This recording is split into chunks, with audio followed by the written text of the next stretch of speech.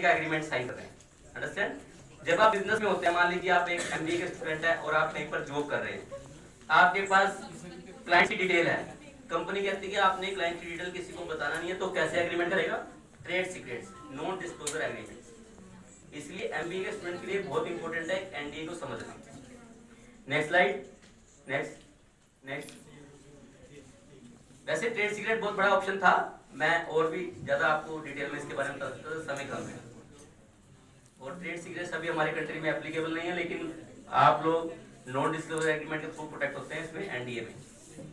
ऐसी एक डिप्लोमा कराता है white board DL 101 general course of IPR, जिसमें आईपीआर के बारे में बताया जाता है कि पेटेंट को लिखते कैसे हैं, ड्राफ्ट कैसे करते हैं, बेसिक इन्फॉर्मेशन है। फ्री ऑफ कॉस्ट डिप्लोमा है, आप कर सकते हैं अपनी एजुकेशन के साथ ही घर बैठे। ठीक है, 1.5 मंथ का स्टडी मटेरियल आपकी ईमेल आईडी पे आएगा, आपने घर बैठे ये पेपर देना है। सबसे इंटरेस्टिंग बात है, इसमें आप नकल भी मार सकते हैं, आपको कोई छूटा कि आप गूगल पे उसके आंसर दे सकते हो, लेकिन इतने अच्छे आंसर मिलते नहीं, क्योंकि वो केस स्टडी पूछते हैं जैसे मैं आपसे पूछ रहा हूँ। उस तरीके से आपको ऑप्शन दिए जाते हैं। अगर आपने 60% मार्क्स गेन किए तो आपको सर्टिफिकेट मिलता है वाइपो के थ्रू, और वो सर्टिफिकेट वैलिड होता है अक्रॉस दी वर्ल्ड। आप कहीं पर भी जाएंगे तो वो सर्टिफिकेट वैलिड होगा कि आपको आईपीआर की नॉलेज है। Next slide. Thank you so much. Any question? या तो आप पूछ रहे हैं या मैं पूछूंगा। मान लीजिए आपने एक रोबोट बनाया, ऑडिट, और आपको उसके पेटेंट के राइट्स मिल गए। अब उस रोबोट ने आगे आविष्कार करके एक इन्वेंशन कर दी, तो उसके अधिकार किसको मिलेंगे? उस रोबोट को कि आपको? यस, आपको मिलना चाहिए। जो कहता है कि हमें मिलना चाहिए, रोबोट को नहीं मिलना चाहिए, रेज योर हैंड। बाकी लोग क्या चाहते हैं? रोबोट को मिले। You have 2 options. दोबारा क्वेश्चन सुन लो, ध्यान से सुन लो, बड़ा इंटरेस्टिंग आंसर है इसका। मान लीजिए आपने एक रोबोट का आविष्कार किया और रोबोट के राइट्स आपको मिल गए। उस रोबोट ने आगे एक और आविष्कार कर दिया, उसके राइट्स किसको मिलेंगे? उस रोबोट को मिलेंगे कि आपको मिलेंगे? आपको मिलने चाहिए। जो रोबोट के फेवर में, रेज योर हैंड। जो कहते हैं रोबोट को मिलना चाहिए, नो मत।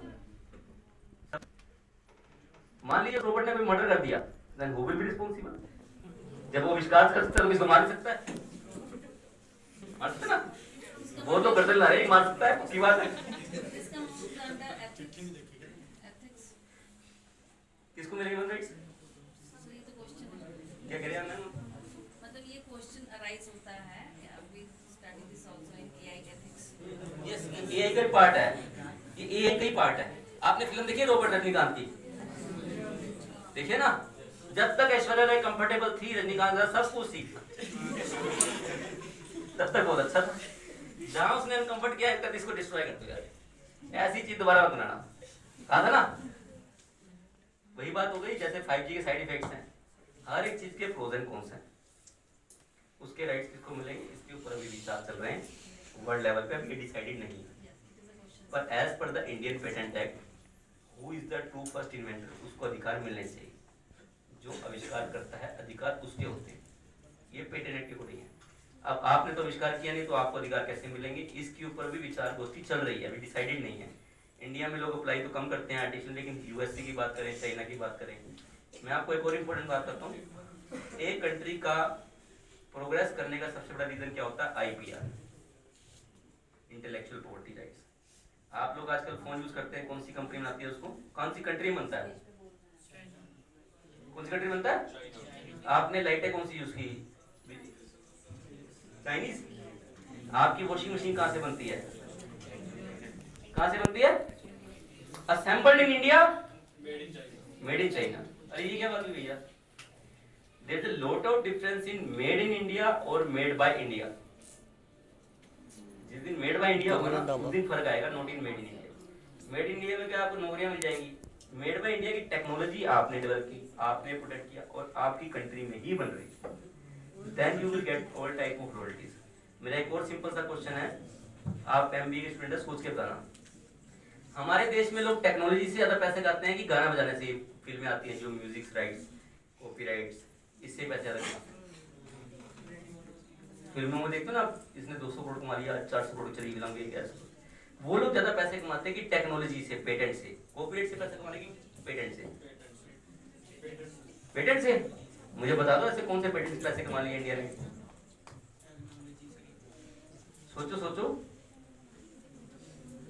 आंसर ठीक है आपका, तुक्के में लग गया, लेकिन रीजन बताना पड़ेगा आपको। यस सरपंच जी, आपके हिसाब से कॉपीराइट वाले ज्यादा पैसे कमाते हैं कि टेक्नोलॉजी वाले? कैसे बताओ, ऐसी कौन सी टेक्नोलॉजी है? तो जैसे मूवीज ओटीटी को दे देते हैं हम, तो वो भी पेटेंट के थ्रू। तो मूवीज ओटीटी की कितनी है? इंटरनेशनल ओटीटी की ज्यादा है। तो मूवीज तो कॉपीराइट का पार्ट हो गई ना, टेक्नोलॉजी की बात कर रहा हूं। आप लोग आईफोन खरीदते हैं जिसकी कीमत होती है 1.5 लाख रुपए, अगले साल वो फोन 1 लाख का हो जाता है, सीधा 50,000 का डिफरेंट। वो 50,000 रुपए गए कहाँ? बताओ कहाँ गए? R&D R&D में। वो R&D किसने की थी? कौन सी कंपनी ने? इंडिया की बाहर की? बाहर की। आप महंगी दवाइयां खरीदते हैं, उसके पैसे कौन कमाता है? आपको पता है कुछ मेडिसिन ऐसी होती हैं जिसकी सिर्फ 120 टैबलेट की कॉस्ट 3 लाख 4 लाख रुपए। कई इंजेक्शन ऐसे होते हैं जो करोड़ों रुपए में होते हैं, तो उसके पैसे कहाँ जाते हैं? ये चीजें हमें तब पता लगती है जब हम उस स्थिति में फंस जाते हैं। It's a full fledged business. Movies तो आप लोग सब देखते हैं, इसलिए आपको लगता है कि वो रेवेन्यू जनरेट ज्यादा हो रहा है, लेकिन जो ये 50,000 का डिफरेंस है, आप इमेजिन करो हमारी कंट्री में लोग कितने फोन खरीदते हैं, और हर साल खरीदते हैं, और 4-4 किलोमीटर की लंबी लाइन होती है, टीवी पे आता है स्पेशली न्यूज कि लोग फोन लेने के लिए गए हुए हैं। इतनी तो ब्लड बैंक के ऊपर लाइन लगी होती है कि किसी को खून दान देने जाना है, किसको ऐसा कुछ खून दान देने आना है, कोई नहीं लाइन लगाएगा, लेकिन आईफोन खरीदने के लिए लोगों ने लाइन लगा दी। एंड इंडिया में 80% लोगों को फोन चलाना ही नहीं आता, आईफोन, उनके फंक्शंस नहीं पता, उन्होंने बस तो सिर्फ क्या दिखाना है, क्या दिखाना है, ब्रांड दिखाना है, और उस ब्रांड के पैसे देने पड़ते हैं। और this is called a branding, this is called a intellectual property. Thank you. Any question?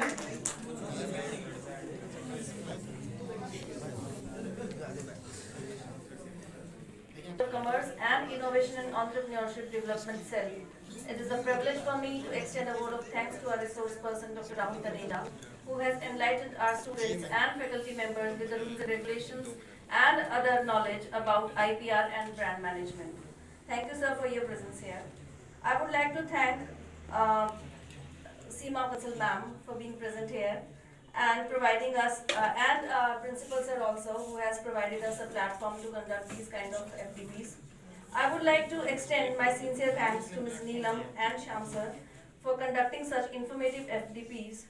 Last but not the least, I would like to thank other members of Computer Department for arrangements. Thank you, everyone.